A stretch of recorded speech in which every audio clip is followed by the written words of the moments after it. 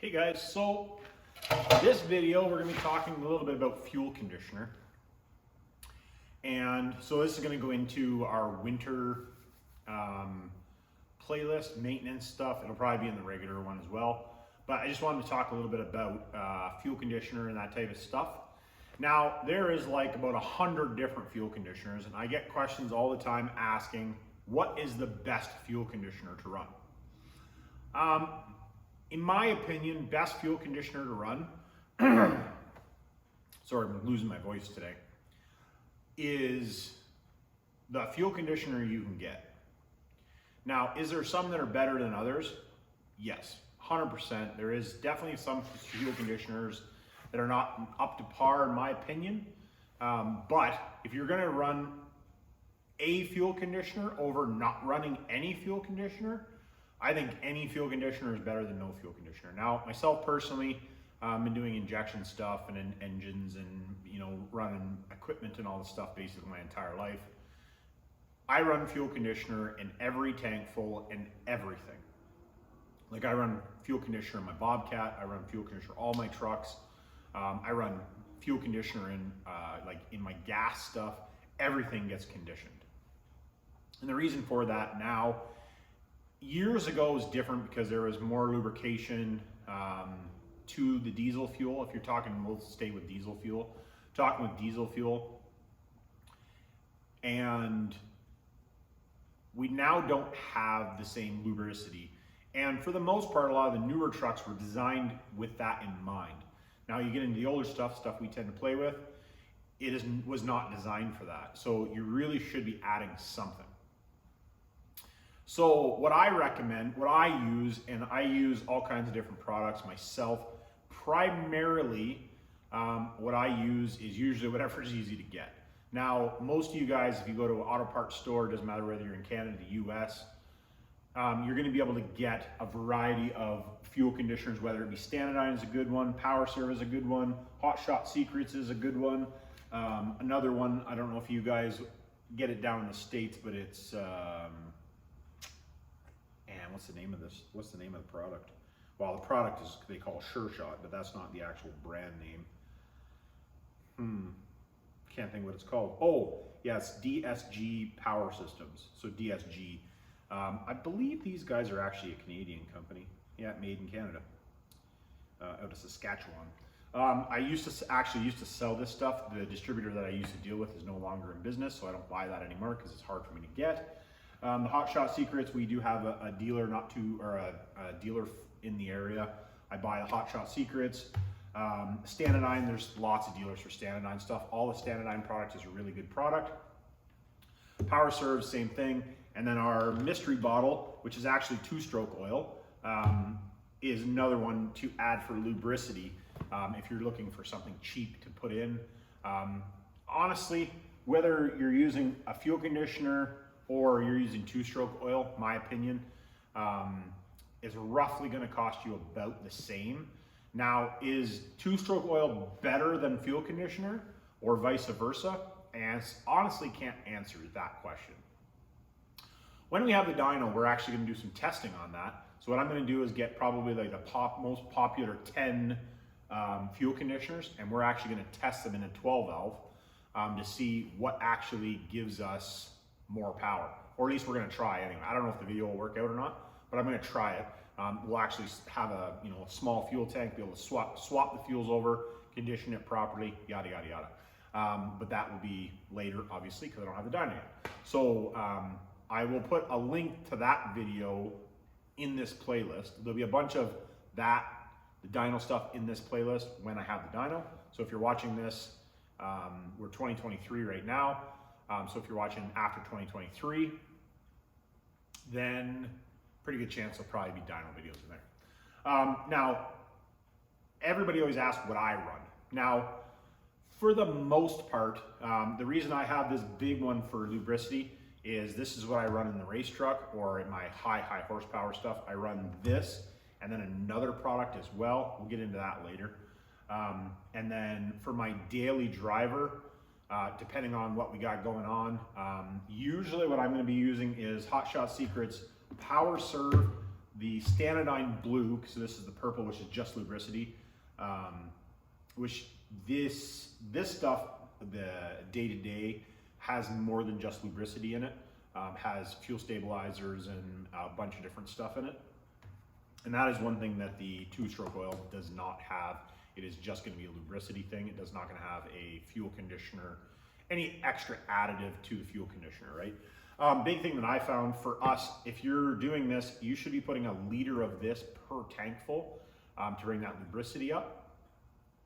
Now, I always do double shot. So if they call for 1 ounce per tank full, I'll put 2 ounces per tank full. Always done it that way, just is what it is. It's how I've always done it. But it still works out cheaper. So, but there again, I don't know whether it adds as much lubricity. We're talking old trucks, not the newer trucks, because we're just looking for lubricity for the most part. Now, the reason I do like to use fuel conditioner all the time is, one, especially if the truck's going to sit around, is most diesel fuel now, everything in Canada, I'm not 100% sure in the US, everything in Canada can contain biodiesel. Now, there's nothing, I don't mind biodiesel, nothing wrong with biodiesel. The issue with it is the biodiesel is hydroscopic, so it will hold on to water. And what do you not want in your injection system? Water. So that's a problem. So you run a fuel conditioner to basically, it covers the molecule, I'm not a chemist, but from what I understand, it covers the molecule over of biodiesel, and it won't allow water to go into the biodiesel. So as long as the biodiesel is dry, I don't know if it'll cover it when it has water in it and then it won't let the water out. I'm not exactly sure. If you guys are a fuel conditioner person, let me know, send me an email, and I would like to do a podcast with you. So if that's something that you guys are actually, that's what you do for a living, I would actually like to know. So hopefully some of this helps you guys out, not super informative, but like I said, any fuel conditioner is better than no fuel conditioner. Now, I really like these one-shot type bottles.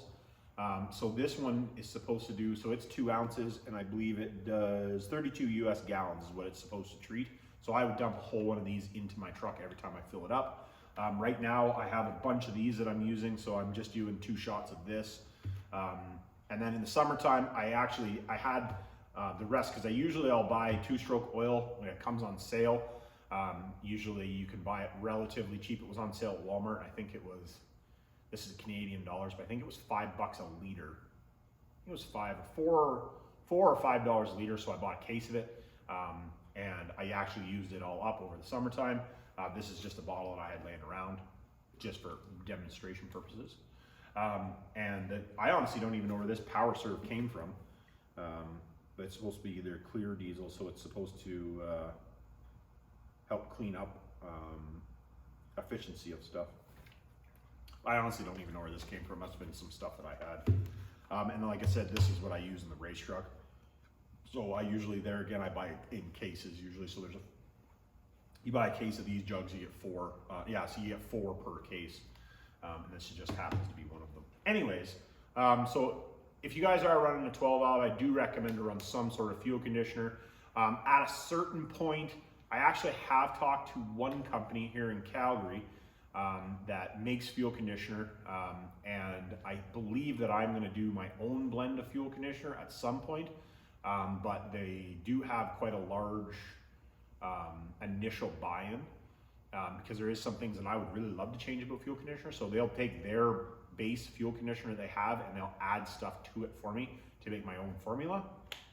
I would work with a different company. That's just the only person I've talked to, and then they'll bottle it, put my label, all that type of stuff on. So I thought that was kind of cool.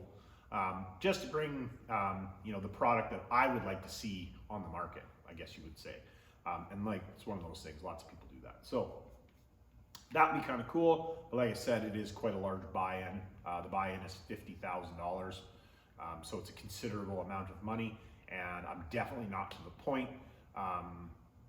I feel anyway that it would make sense to spend $50,000 on fuel conditioner to be able to sell it. So when we get to that point, that'd be kind of cool, but we're not there yet. So hopefully this helps you guys out. Let me know down in the comments if you have any questions, you want me to do a video on something, or if you're looking forward to the videos on the dyno. I don't know 100% sure how that's going to work. I believe we can make it work out. We have to do a control. I'm just not 100% how to do the control. Some of the testing that I want to do on the dyno is going to be, I just don't want it to be skewed. So we're going to have to do some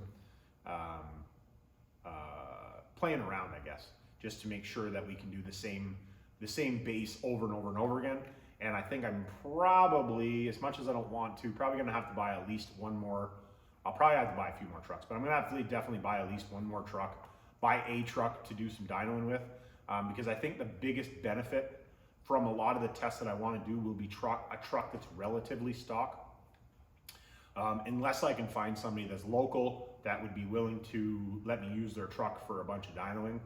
But I don't know anybody that per se that has a relatively stock truck that would want to do that, because it's going to be taxing on the truck. I'm going to be, doing, I don't know how many dyno hits on it. So just one of those things, but they would end up with a pretty cool truck out of the deal.